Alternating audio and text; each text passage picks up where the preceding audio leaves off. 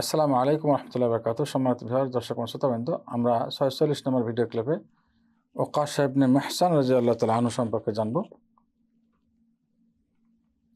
তিনি মৃত্যুবরণ করেন ১১ হিজরিতে। তার পুরোপুরি নাম হলো ওকাশা ইবনে মেহসান বিন হুসান বিন কায়েস বিন মুররা বিন বুকাইর আল আসাদি রাদিয়াল্লাহু তাআলা। সর্বপ্রথম যারা ইসলাম গ্রহণ করেছেন প্রথম গ্রুপ, তাদের মধ্যে তিনিও ছিলেন। তিনি বদরের যুদ্ধে অংশগ্রহণ করেছেন এবং শহীদ হন মোরতাদদের সঙ্গে যুদ্ধে করার সময়। ইয়ামামার যুদ্ধ যখন হয়েছিল তখন মোরতাদের সঙ্গে যুদ্ধের সময় আবু বকর রাদিয়াল্লাহু আনহুর যুগে। সাহাবাদের মধ্যে যারা সম্মানী এবং অত্যধিক এবং সর্দার, যারা সৈয়দ ছিলেন, সম্মানী, ফজিলতপূর্ণ, তাদের মধ্যে তিনি একজন ছিলেন এবং তিনি মদিনাতেও হিজরত করেন। বদরের যুদ্ধে তিনি অনেক পরীক্ষার শিকার হয়েছিলেন। ইবনে সাদ বলেছেন তিনি অত্যধিক সুন্দর মানুষ ছিলেন, খুব খুব সুন্দর, অর্থাৎ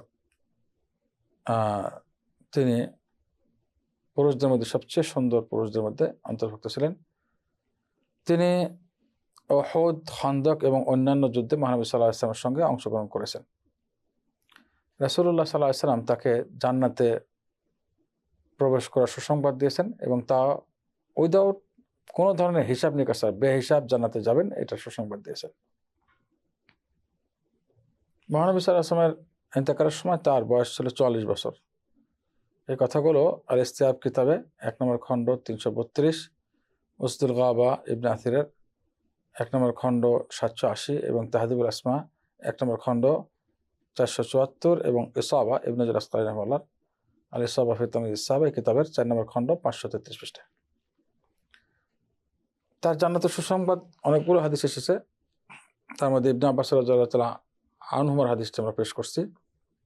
তিনি বলেন, একদিন মহানবী সাল্লাল্লাহু আলাইহি ওয়াসাল্লাম আসলেন আমাদের কাছে, অতঃপর বললেন যে আমার কাছে আগের উম্মতদের পেশ করা হয়েছে। তো সেখানে মহানবী সাল্লাল্লাহু আলাইহি ওয়াসাল্লাম কি সংবাদ দিলেন যে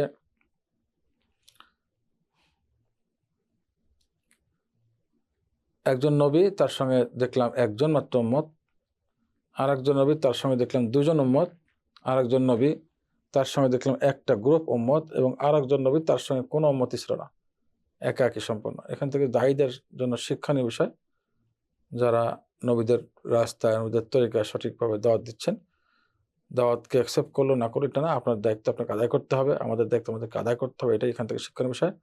যদিও একজনের দাওয়াত কবুল না করে, যেভাবে কিয়ামতের মাঠে নবী নবী হিসেবে উঠবেন, তার সঙ্গে কোনো উম্মত নেই, এতে তার মান ক্ষুণ্ণ হবে না ইনশাআল্লাহ।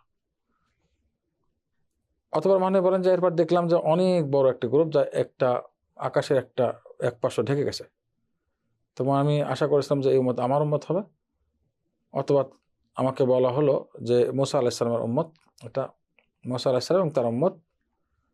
অথবা বলা, দেখুন আপনি, আমি দেখলাম বিশাল দল, গ্রুপ আকাশের এক পাশে ঢেকে গেছে। তখন আমাকে বলা হলো আবার দেখুন, এভাবে আবার দেখুন। মনে বলেন যে আমি দেখলাম যে বিশাল বড় গ্রুপ, অনেক বড় একটি দল আকাশের কোণা ঢেকে গেছে। তখন আমাকে বলা হলো এটা আপনার উম্মত। এই উম্মতের সঙ্গে আরো ৭০,০০০ যারা জান্নাতে প্রবেশ করবে, তারা কোনো রকম হিসাব নিকাশ ছাড়া, অর্থাৎ এই উম্মতের সঙ্গে আরো ৭০,০০০ দেখালেন উম্মত যারা জান্নাতে যাবে কোনো রকম হিসাব নিকাশ ছাড়া। তো মহানবীর হাদিস শুনে সাহাবায়ে কেরাম বিভিন্ন রকম জায়গায় বিভক্ত হলেন, বিভিন্ন আলোচনা করতে শুরু করলেন, মত বিরোধ দেখা গেল। তারা বললেন যে আমরা তো শিরক থেকে ইসলাম এসেছি, আমাদের জন্য না, এটা আমাদের সন্তানদের জন্য, তারা তো সরাসরি ইসলামে জন্মগ্রহণ করেছে এবং আমল করেছে, নেক আমল করেছে।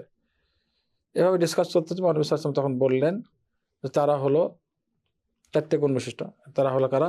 আল্লাহ বললেন যে আল্লাযীনা লা ইয়াতাতায়্যারুন, যারা নাকি কুলক্ষণ সুলক্ষণ মানে না কোনো বিষয়। আগের যুগে কাফেররা কোনো জায়গায় সফরে বের হতে গেলে পাখি ছেড়ে দিত, যে এই দিক গেলে সুলক্ষণ, এই দিক গেলে কুলক্ষণ, এগুলো করতো। এখান থেকে আসছে তার শব্দ থেকে এটা তাইয়রুন। এই ধরনের কুলক্ষণ সুলক্ষণ তারা মানে না, কোনো লক্ষণ ফক্ষণ মানে না এগুলো। এরপর 2 নম্বর ওলা ইস্তার কোন, তারা ঝাড়ফুঁক চায় না কারো কাছ থেকে, যে আমাকে ঝাড়ফুঁক করেন বলে না, কেউ করলেন না কথা। 3 নম্বর যেটা আছে সেটা হলো ওলা একতাবন, তারা কোনো ধরনের হাত পা কেটে গেলে বা ধরনের কোনো রক্তক্ষরণ হলে সেখানে আগুনে সেঁক দেয় না। ও আল্লাহ রাব্বিহিম ইয়াতাওয়াক্কালুন, একমাত্র 4 নম্বর গুণ, একমাত্র আল্লাহর উপরেই তারা ভরসা করে। আল্লাহু আকবার। এই 4 গুণ বিশিষ্ট মানুষ। এ কথা শুনে ওকাশা ইবনে মেহসান রাদিয়াল্লাহু তাআলা আনহু দাঁড়িয়ে গেলেন এবং বললেন, রাসূলুল্লাহ, আমি কি তাদের মধ্যে অন্তর্ভুক্ত? মহানবী সাল্লাল্লাহু আলাইহি ওয়াসাল্লাম বললেন, হ্যাঁ, তুমি তাদের মধ্যে অন্তর্ভুক্ত, অর্থাৎ 70,000-এর মধ্যে যারা বিনা হিসেবে জান্নাতে প্রবেশ করবে। এরপর তাকে দেখা দেখে অন্যরাও এই কথা বলতে লাগলেন। মহানবী সাল্লাল্লাহু আলাইহি ওয়াসাল্লাম বললেন, তোমাদের আগে ওকাশা চলে গেছে, ওকাশা আগেই বলে ফেলছে, তোমাদের সুযোগটা ওকাশা গ্রহণ করেছে। সহিহ বুখারীর হাদিস 5378 এবং সহিহ মুসলিমের 549 নম্বর হাদিস। আসসালামু আলাইকুম ওয়া রাহমাতুল্লাহি ওয়া বারাকাতুহু।